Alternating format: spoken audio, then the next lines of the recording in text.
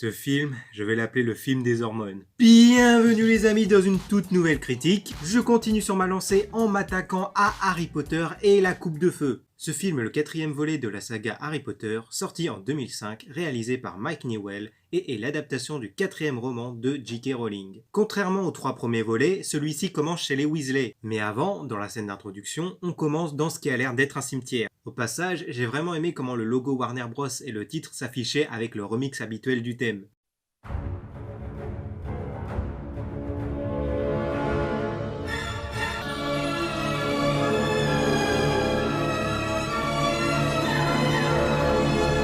On se retrouve donc avec un vieux jardinier, il entre donc dans une sorte de résidence où de la lumière s'est allumée, et on peut voir Peter Pettigrew, qui se fait appeler Queue de Verre, qui parle à quelqu'un avec un autre homme. Et ce quelqu'un n'est autre que Voldemort, et ce dernier tue le jardinier avec un sort mortel. Et on apprend dans la même seconde que c'est un rêve de Harry, mais on apprendra plus tard que tout ceci s'est bien passé. Je sais, je fais un peu dans le désordre, mais de toute façon c'est avec spoiler alors... Je vais éviter de faire tout le résumé avant l'arrivée de Poudlard, car je vais le répéter dans ma critique. Ce film est plus sombre que les trois précédents. Pendant mon marathon, j'ai regardé celui-ci juste après le 3, et j'avais jamais remarqué à mes anciens visionnages que celui-ci est sombre de chez sombre. Dans le 3, il faisait tout le temps nuageux, mais c'était éclairé quand même un peu. Là, dans le 4e, c'est sombre, mais quasiment tout le temps. Même quand ils font le cours de défense contre les forces du mal, je me demande si c'est bien la nuit ou non. Et il est aussi plus sombre et plus mature que les trois précédents, car comme dit dans le résumé du DVD, nos trois compères quittent le monde des enfants. Et c'est bien montré dans ce film. Harry et Ron essayent de pécho. Bon, c'est pas ultra présent, mais c'est surtout Harry qui essaye avec Cho. Ron mate des culs et il a même touché celui de Fleur. C'est pas dit clairement, mais c'est dit. Et c'est que à mon visionnage récent que j'ai compris ça. Enfin, je sais plus trop, parce que ça faisait longtemps que j'avais pas vu. Hermione s'intéresse à Victor Krum, comme d'autres filles d'ailleurs, mais je veux surtout parler des trois personnages principaux. On voit que dans ce film, ce ne sont plus des enfants, mais des ados, et on sait que c'est les hormones qui travaillent. Et il y a même des allusions à certains trucs dont on va pas détailler ici. Et c'est aussi plus sombre, car il y a un mort. Et on découvre d'autres sorts qui se font appeler impardonnables, car c'est trash, lié à l'Imperium, ce qui permet de manipuler le corps de quelqu'un à sa guise, le sortilège de Loris qui permet de torturer des gens, et on apprend plus tard dans le film que les parents de Neville en ont été victimes, et le sortilège de la mort,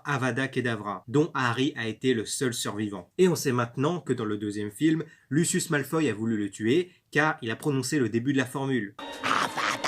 Et en parlant de Lucius, on a la confirmation qu'il est bien un mange-mort, un partisan de Voldemort. C'est aussi dans ce film que l'on connaît le nom des partisans de Voldemort. Et en plus, c'est aussi dans celui-ci que ce dernier revient. Et j'aime beaucoup le duel entre lui et Harry, avec les fantômes des personnes tuées avec la baguette, dont les parents de ce dernier. Mais ce n'est pas que sombre, il y a quand même un peu de fun, plus particulièrement avec le bal. Ou d'ailleurs, un des moments que je préfère d'Hermione. On va pas se mytho, elle est magnifique dans cette robe.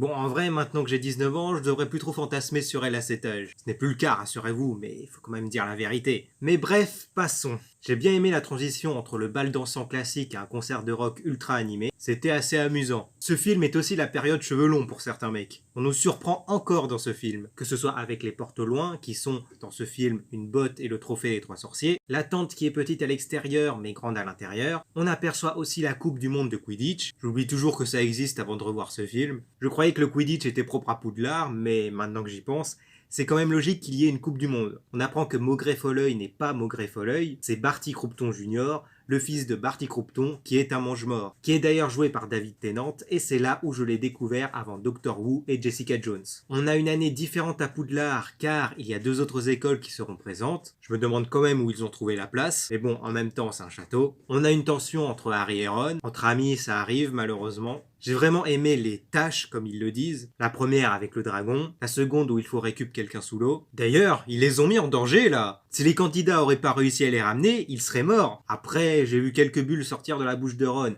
alors ils ont dû trouver une solution. Mais les mon ami! Ils sont tarés à Poudlard, mais ils les ont quand même mis en danger alors qu'ils avaient rien demandé. Même avec les dragons à la première tâche, ils auraient pu tuer d'autres personnes que les candidats. Et puis la troisième tâche, le labyrinthe. Je me rappelle que dans le roman, cette partie était plus longue. Si mes souvenirs sont bons, il y avait une épreuve avec un sphinx en référence à la mythologie égyptienne. Dites-moi si je me trompe ou non dans les deux cas dans les commentaires. J'ai vraiment aimé la fin avec le retour de Voldemort, l'hommage à Cédric et la fin de l'année, où il y avait enfin du soleil. J'ai oublié d'en parler avant, mais on apprend aussi que Rogue était un mange-mort, et qu'il a ensuite été un espion pour Dumbledore et le ministère. Mais de cette histoire-là, on y revient dans le 6e film. C'est quand Harry va voir la pancine, un autre objet introduit et qui va bien servir dans les suites. Et Ron a posé une question très intelligente à la fin. Vous croyez qu'on connaîtra une année tranquille à Poudlard? Et les 2 autres ont répondu. Non. Et ça les fait rire. Vous allez moins rigoler les années d'après. Et c'est vrai qu'il leur arrive que des merdes quand ils sont à Poudlard. Mais ils aiment quand même y aller. Et ça va pas s'arranger dans les suites. Bon, sur ce, la vidéo va s'arrêter là. Comme d'habitude, si vous avez aimé, n'hésitez pas à lâcher un max de pouces bleus et à partager la vidéo. Pour les nouveaux, n'hésitez pas à vous abonner et à activer la cloche. Vous pouvez me suivre sur Instagram et Twitter, les identifiants sont dans la description. Vous pouvez aussi me soutenir gratuitement en regardant une pub sur Utip ou me faire un don sur Tipeee. Et sur ce, je vous dis à la prochaine, et on n'oublie pas, Harry Potter, c'est la vie. Allez, salut!